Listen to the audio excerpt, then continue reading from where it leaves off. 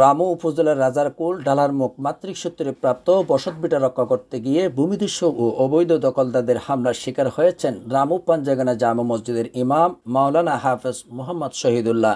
28 April বিকেলে রাজারকুল ডালার মুখ বাদীর বসতভিটায় এই হামলার ঘটনাটি ঘটে। এই ঘটনা রবিবার বিকালে নির্যাতনের শিকার মসজিদের ইমাম মাওলানা হাফেজ মোহাম্মদ শহীদুল্লাহর পরিবারের সদস্যরা সংবাদ সম্মেলন করেছেন। সংবাদ সম্মেলনে লিখিত বক্তব্যে মাওলানা হাফেজ মোহাম্মদ শহীদুল্লাহ জানান, তিনি পেশাগতভাবে একজন মসজিদের ইমাম সহ খতিব ও মাদ্রাসার শিক্ষক। মাতৃক সূত্রে প্রাপ্ত রাজারকুল ডালার মুখ জমি নিজ বাড়ি থেকে দূর হওয়ায় রক্ষণাবেক্ষণের জন্য তার বড় ভাই বসবাস করেন ওই বসতভিটায়। লিখিত বক্তব্যে আরো বলেন, ভূমিদস্যু বুলবুল আক্তার ও ফেরদৌসের নেতৃত্বে একদল সন্ত্রাসী বসতভিটা জবরদখলের উদ্দেশ্যে অস্ত্রশস্ত্রে সজ্জিত হয়ে বাড়িঘর ভাঙচুর ও তার বড় ভাই জয়নুল আবেদিনকে মারধর করে বাড়ির মালামাল লুটের সংবাদ পেয়ে মাওলানা রশিদ আহমদ ঘটনাস্থলে উপস্থিত হলে তাকে গলার ধাক্কা দিয়ে মাটিতে ফেলে হত্যার উদ্দেশ্যে এলোপাতারে লাতে কিলঘুষি মেরে তলপেটে ও বুকে মারাত্মক জখম করে। এই ঘটনার বিষয়ে স্থানীয় পত্র পত্রিকা এবং সামাজিক যোগাযোগ মাধ্যমে সংবাদ প্রচার হলে ব্যাপক চাঞ্চল্যকর সৃষ্টি হয়েছে।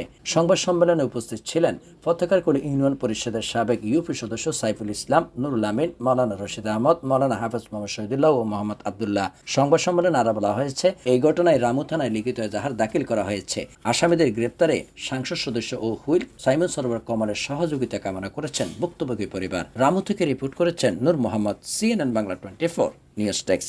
আমার পিতা মৃত আইওয়ালি, আমার গ্রাম দক্ষিণ দিক ফতেখারকুল 1 নম্বর ওয়ার্ড। আমি একজন পেশাগতভাবে একজন মসজিদের ইমাম। আমি যে বিষয় নিয়ে আপনাদের সামনে দাঁড়িয়েছি, আমি একজন ভুক্তভোগী বনরানী বুলবুল আক্তার এবং ফেরদৌসগঞ্জের নির্যাতিত শিকার আমি একজন ইমাম সাহেব। গত 28 তারিখ আমি তাদের নির্যাতনের শিকার হয়েছি। যে ঘটনার পরিপ্রেক্ষিতে আমি আজকে আপনাদের সামনে দাঁড়িয়েছি, গত 28 তারিখ তারা আমাকে অকথ্য নির্যাতন করেছে। পৈতৃক সূত্রে পাওয়া আমাদের জমি আজকে প্রায় 70 বছর ধরে আমাদের বুক দখলে আছে।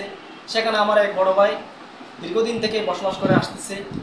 সেই বসতভিটার মধ্যে পাশাপাশি জমির মধ্যে ক্ষেত খামার করতেছিল এবং ক্ষেত খামারের পাশাপাশি তিনি সেখানে বসবাস করতেছিলেন এবং পাশাপাশি একটা বাসাও ছিল। সেই বাসার মধ্যে কিছুদিন পূর্বে আমরা কিছু মাটি ফেলেছিলাম। মাটি ফেলার সময় স্থানীয় একজন লোক, মুকিম নামে একজন ছেলে, তার জমি আমার পেছনে ছিল। সে আমার কাছ থেকে এরকম একটা রাস্তা চেয়েছিল, আমি তাকে রাস্তা দেবো বলে আশ্বাস দিয়েছিলাম। তার সাথে আমার একটু বনিবনা হয়েছিল যে আমি তাকে 6 ফুট রাস্তা দেবো বলে বলেছিলাম, আর সে আমার সাথে 8 ফুট বা 7 ফুট রাস্তা নেওয়ার জন্য বায়না ধরেছিল। তার সাথে আমার একটু এরকম বিতর্ক হয়েছিল, কিন্তু সে তার মতো করে রাস্তা না পাওয়াতেই সে আমার সাথে একটু রাগ এবং বিভিন্ন ধরনের একটু ইয়া দেখিয়েছিল, অভিমান দেখিয়েছিল। পরবর্তী 3 দিন পরে যে বনরানী বুলবুল আক্তার গিয়ে বলছিলাম, সে একজন লোককে যে আমার ভিটা থেকে চাঁদা দাবি করেছিল প্রায় 50,000 টাকা।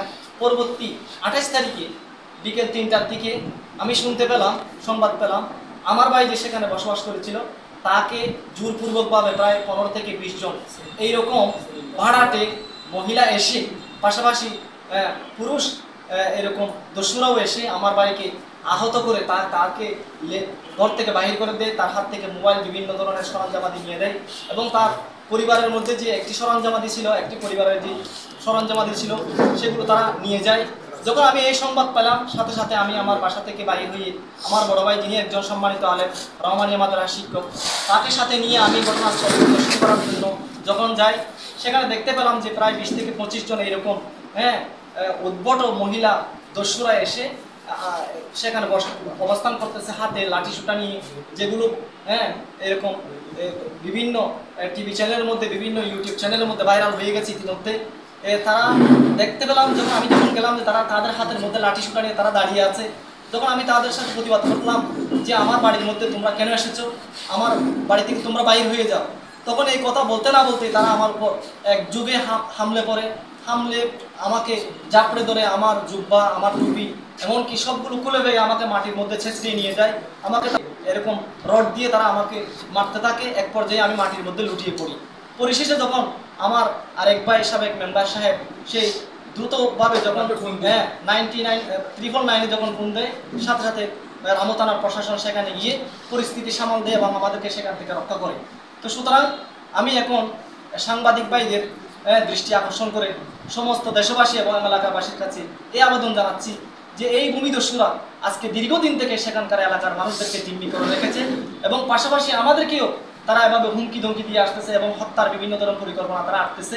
সুতরাং আমি আপনাদের সামনে আমার এই আরজ যে আজকের সাংবাদিক সম্মেলনের মাধ্যমে আমি দেশবাসীর কাছে এই আপত্তি জানাচ্ছি যে আমি যেন আমার জমি জমাগুলো সঠিকভাবে বুঝে পাই এবং আমার উপরে যে এই নির্যাতন, এই যে অকথ্য এরকম স্টিমরা চলেছে, এগুলোর আমি পরিত্রাণ চাই এবং প্রশাসনিকভাবে আমি কঠোরভাবে হস্তক্ষেপ কামনা করে তাদের কঠোর শাস্তি কামনা করতেছি।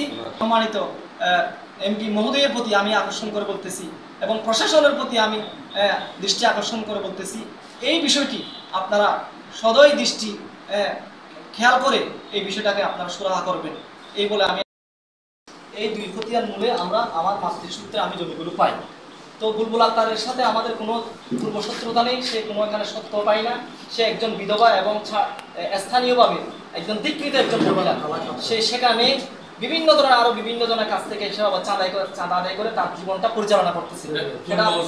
জি, এটা রাজারপুর মৌজা। আর ফেরদৌস সে আমার মামার চাচাতো ভাইয়ের ছেলে, সে হিসেবে সে আমার মামাতো ভাই। তো তারও আমাদের খতিয়ানের পাশে তারও জমি আছে, কিন্তু সে তার জমি সেগুলো আমাদের সাথে না, কিন্তু সে জোরপূর্বকভাবে আমাদেরগুলো দখল করার জন্য এই ধরনের কি করতেছে, পায়তারা করতেছে।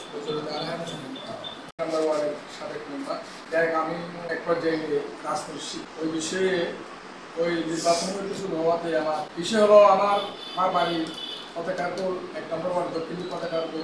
আমার বাবার কোথায় আমার মায়ের সম্পদ, আমরা মাকে পাওয়া সূত্র পাওয়া সম্পদ, এটা হলো রাজারপুর ডালার মুখ। ওই আমরা অনেক দূরে, ওখানে আমাদের শ্বাসবাসগুলো আগে চালিয়ে যেত। যে আমার মায়ের স্বাস্থ্য ভাই ফেরদৌস, ওনার এখানে জমিগুলো আমাদের ওনার দায়িত্ব ছিল।